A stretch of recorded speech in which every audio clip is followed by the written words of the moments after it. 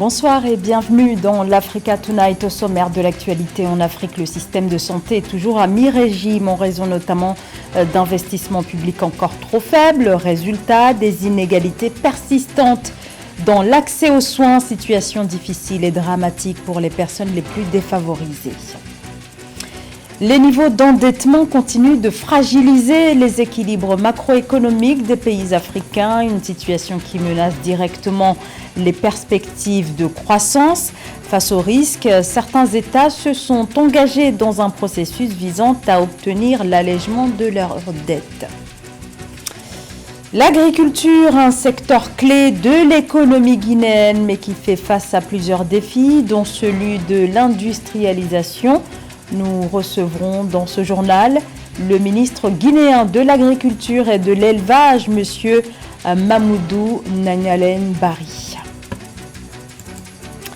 Mais tout d'abord, la tension qui continue de monter au Soudan, où des paramilitaires dirigés par le général Mohamed Hamdan Daglo ont été déployés dans plusieurs villes du pays, dont la capitale Khartoum. Ceux qui, sur le terrain, mais face à face des soldats rivaux dans plusieurs endroits de la capitale. Un déploiement dénoncé par l'armée régulière dirigée par le général Abdel Fattah al-Burhan. L'armée soudanaise, dont le porte-parole demande au général Hamdan Daglo de retirer ses forces militaires, les forces de soutien rapide. Ce déploiement augmente les risques en matière de sécurité, prévient l'armée. Cette nouvelle escalade est une illustration de plus, s'il en fallait, des divergences entre les deux généraux, Abdel Fattah al-Burhan et Mohamed Hamdan Daglo, qui ont la main mise sur le pays depuis le coup d'État de 2021. Clôture ce jeudi 13 avril au Gabon des assises nationales contre la cherté de la vie, lancées dans la capitale Libreville depuis le 12 avril. Les discussions ont débouché sur une série de recommandations destinées à faire baisser les prix des produits concernés par les hausses dénoncées par les consommateurs. Parmi les recommandations formulées figurent notamment la détaxation des produits alimentaires importés, l'aménagement des pistes agricoles, la promotion de la production locale ou encore la surtaxation des produits de luxe, à l'exemple des cigarettes.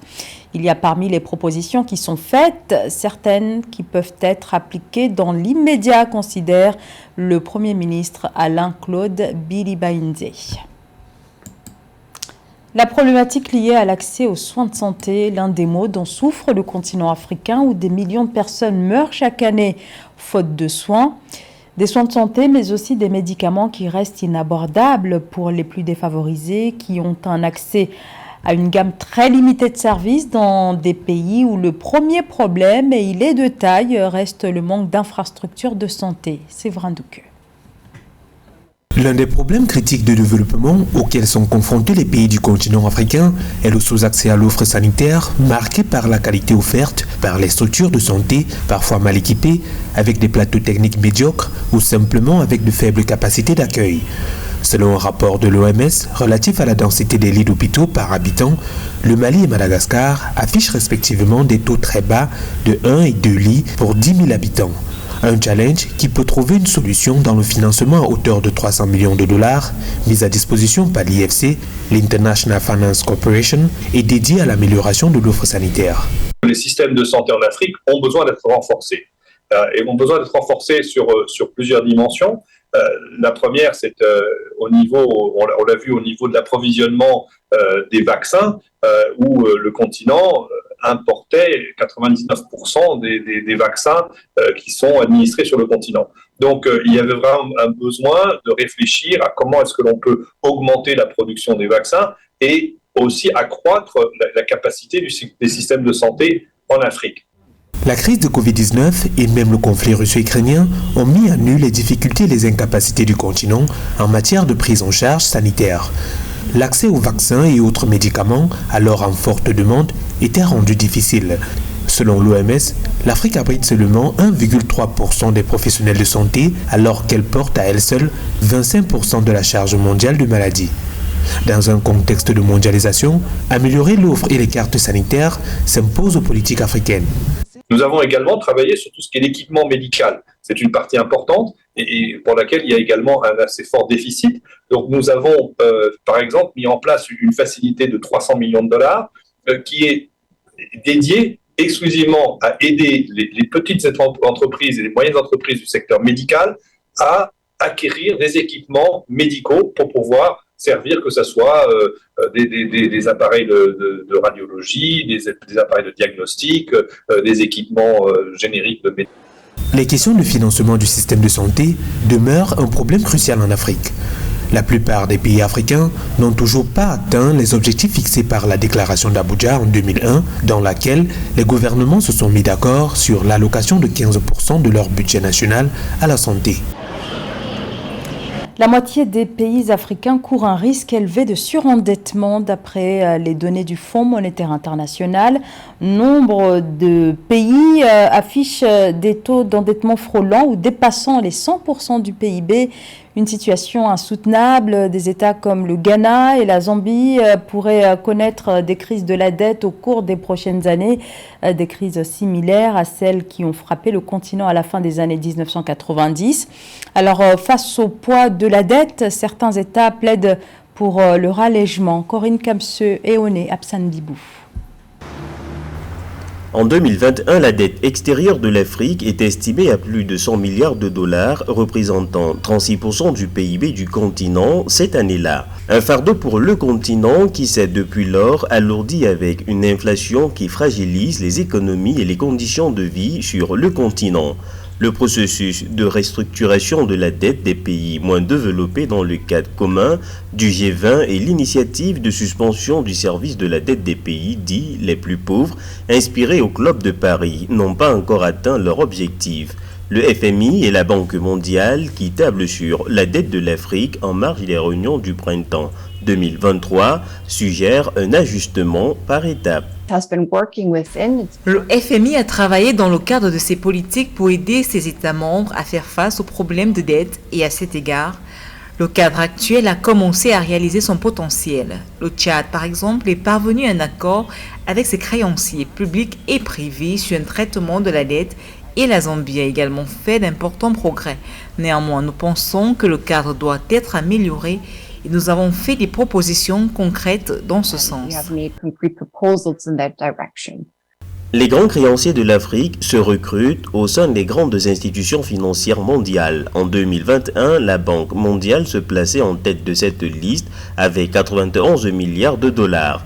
La Chine, quant à elle, premier partenaire commercial du continent depuis plus d'une décennie, est le premier créancier sur le plan bilatéral avec 80 milliards de dollars de créances. Des efforts accrus sont nécessaires pour améliorer la coordination des créanciers. Les taux d'intérêt plus élevés sont dus à une forte inflation persistante dans de nombreuses économies avancées et également à l'échelle mondiale que nous connaissons en termes de prix des aliments et du carburant. La crise du Covid-19 et la guerre entre la Russie et l'Ukraine ont fragilisé les États, réduisant leur capacité à respecter les échéances de remboursement du service de la dette. Aussi, entre autres causes, la hausse des coûts d'emprunt, précipitée par le resserrement de la politique monétaire mondiale, a conduit 8 pays africains à un surendettement et 13 à un risque élevé de surendettement selon l'analyse de viabilité de la dette du FMI et de la Banque mondiale. La promotion du Made in Cameroun. De plus en plus d'entrepreneurs s'engagent autour de la promotion de la production locale.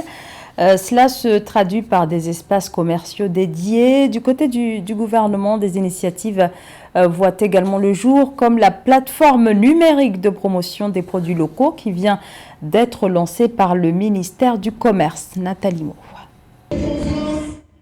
Les producteurs camerounais dans des domaines tels que l'agroalimentaire, l'agriculture, le textile, le cosmétique ou encore l'artisanat disposent désormais d'une vitrine officielle pour leurs produits. Soutenu par le gouvernement et lancé le 12 avril 2023 par le ministre du Commerce, Luc Magloire Mbarga Atana, la plateforme permet la promotion du Made in Cameroun. Agrégateur d'informations sur le produit et le producteur, cet outil facilite les échanges entre les vendeurs et les acheteurs. Le développement du commerce en ligne est quelque chose d'important, notamment pour le Cameroun. Cela va permettre justement d'augmenter le flux des exportations pour les produits camerounais, labellisés camerounais. Donc, non seulement être dans un autre pays extérieur et pouvoir acheter et commander des produits camerounais juste à travers une plateforme et une carte bancaire. Donc, je pense que cela sera intéressant et cela va booster le commerce camerounais et va permettre à l'économie camerounaise d'être résiliente.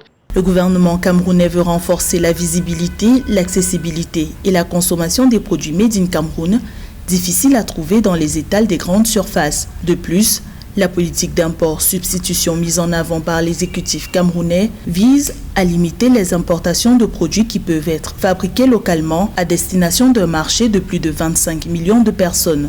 On sait qu'il faut développer le tissu local, les entreprises locales et l'économie de proximité. Et je pense que le Cameroun s'inscrit justement dans cette logique de justement permettre de favoriser certains produits locaux et de pouvoir importer seulement les produits que le Cameroun ne produit pas. Donc je pense que l'idée est intéressante et cela va permettre de booster non seulement l'économie locale, la production de proximité et la production locale.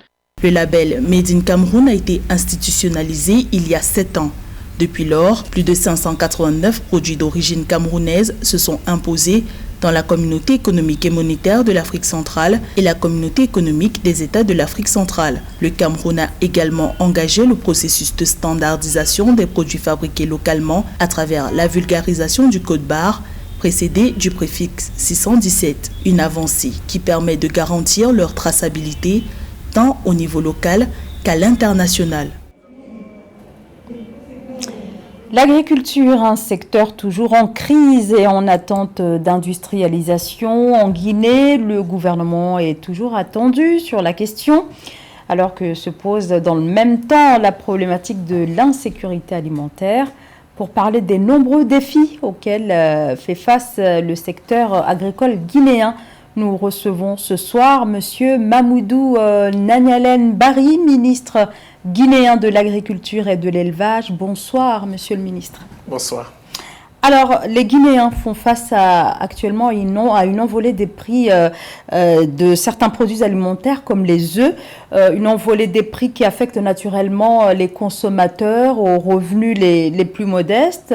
Que leur répondez-vous ce soir et que prévoit le gouvernement sur la question de l'inflation, peut-être de manière générale? Merci beaucoup. De manière générale, le gouvernement guinéen a été capable de maîtriser les prix.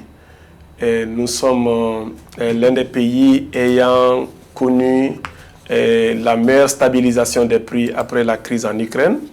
Et le riz, le sucre, l'huile, pratiquement tous les produits n'ont pas senti du tout l'effet de la crise en Ukraine. Et c'est dû notamment à la gestion macroéconomique du pays. Le franc guinéen s'est apprécié par rapport au dollar. C'est peut-être l'une des rares monnaies, peut-être la seule en Afrique, qui a pu s'apprécier par rapport au dollar. Et cela a fait que les importations ont été moins chères parce que le franc guinéen est plus fort. Donc, comme vous l'avez dit, l'œuf est le rare produit, peut-être le seul, dont le prix a augmenté récemment, il y a seulement 2 mois.